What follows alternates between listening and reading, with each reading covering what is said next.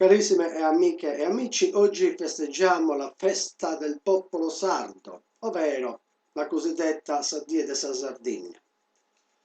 Ma mi sono chiesto, vedendo i telegiornali regionali, leggendo la stampa locale, stamattina, mi sono chiesto, ma a questo punto cosa dobbiamo fare con la nostra storia? Dobbiamo insegnarla nelle scuole di ogni ordine e grado? Punto di domanda. Guardando in TV i consiglieri regionali, rappresentanti delle associazioni che ottengono dei benefici da parte di Mamma Regione, e osservando gli onorevoli tra i banchi del Consiglio regionale, ho visto in loro queste facce fiere, questi sguardi solenni, e hanno citato spesso attraverso interviste e così via, la parola autonomia. Dobbiamo riprendere lo Statuto Autonomo della Sardegna, dobbiamo emendarlo, migliorarlo e così via. È stata citata questa famosa autonomia come se fosse un amuleto. In sostanza ho visto uno show perfetto, con tanto di inni e anche sfilate. Poi però quando si spengono i riflettori e si chiude il buffet de sadie, la maschera cade.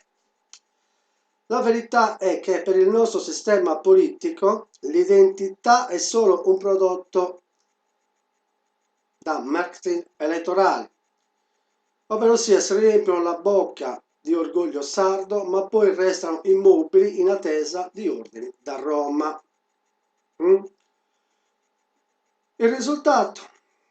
Mentre loro brindano alla cacciata dei piemontesi, per meglio dire sardi di Piemonte, i nostri ragazzi sono costretti a studiare su manuali scolastici che ignorano sistematicamente la Sardegna.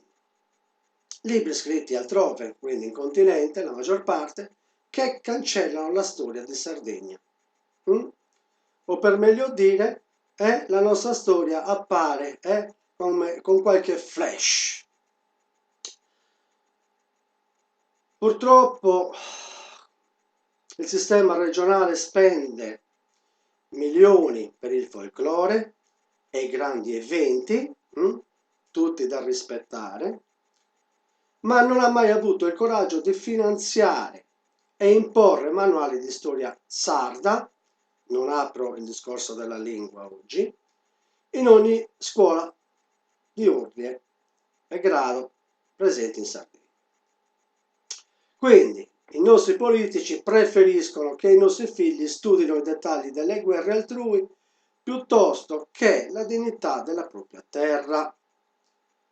Bene, l'unico baluardo contro questa amnesia di Stato, in regione, resta quel singolo docente, potremmo dire che un docente di buona volontà, quel professore o quella professoressa o maestro o maestra, potrei dire anche eroe, che si porta il materiale da casa, che fotocopia testi a proprie spese, che ruba ore al programma per raccontare ai ragazzi chi davvero essi sono.